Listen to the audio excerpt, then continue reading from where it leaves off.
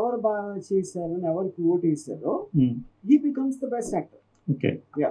So similarly ఇప్పుడు నేను డైరెక్టర్కి మనం ఏదైతే డైరెక్టర్కి ఇస్తున్నామో ఆ డైరెక్టర్ నేను అడుగుతాను, ఇప్పుడు సీన్ ఇది ఈ కంటెంట్, ఇప్పుడు దీన్ని సినిమాటిక్గా నువ్వు తీయటానికి ఎలా చేస్తావు అంటే ఇప్పుడు నేను సపోజ్ శివాలో నేను ఫస్ట్ టైం నేను స్టోరీ చెప్పినట్టు నేను షార్ట్లతో చెప్పాను. ఓకే. షార్ట్ డివిజన్తో పాటు షార్ట్ డివిజన్తో కెమెరా ఇలా తింటే లెఫ్ట్ ప్యాన్ అయితే కారు వచ్చి అవుతుంది, కారు నుంచి ఒకటి దిగుతాడు. ఇదంతా నేను ఒక నేరేషన్ విజువల్గా తీసినాను.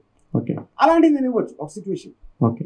ఇప్పుడు ఇది ఒకటే దానికి డైరెక్టర్కి, ఆర్టిస్ట్కి, టెక్నీషియన్స్కి అందరినీ కూర్చోబెట్టి ఈ ఒక పర్టికులర్ పాయింట్ దీని మీద చేసి నాకు ఆడిషన్స్ పంపించండి, దానిలో హూ ఆర్ ద బెస్ట్ అనేది మీరు సెలెక్ట్ చేస్తారు. ఆడిషన్ అనేది will give a dialogue. Okay. Dialogue A tone లో చెప్పాలి, ఎలాంటి ఎమోషన్ తో చెప్పాలి అని కొన్ని పాయింటర్స్ ఇస్తాం. అవును, ఒక్కొక్కడికి ఒక్కొక్క ఎమోషన్ ఉంటుంది సార్. కరెక్ట్.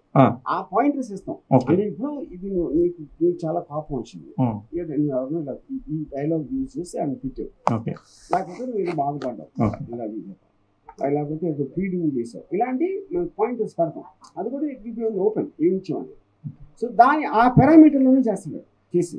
ఎప్పుడు నా ప్రపంచం నాది, నేను స్వార్థపరుణ్ణి, నేను నా సినిమా తప్ప నన్ను నేను తప్ప గౌరవించుకోనని చెప్పి ఆర్జీవి ఎందుకు సినిమా ఇండస్ట్రీ మీద సడన్ గా ఇంత ప్రేమ వచ్చింది?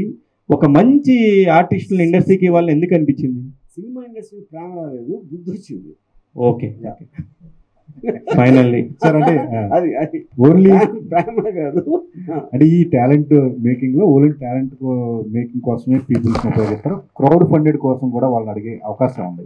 I want include that also. I want to basically make the whole eco system include. అంటే ఎందుకంటే వాళ్ళు ఒక పక్షపాతం లేకుండా, పార్షియాలిటీ లేకుండా జెన్యూన్ ఫీలింగ్ చేశారు కాబట్టి వాళ్ళకి అది ఇంట్రెస్ట్ ఉంటే will also put a thing of how them to become partners in the film.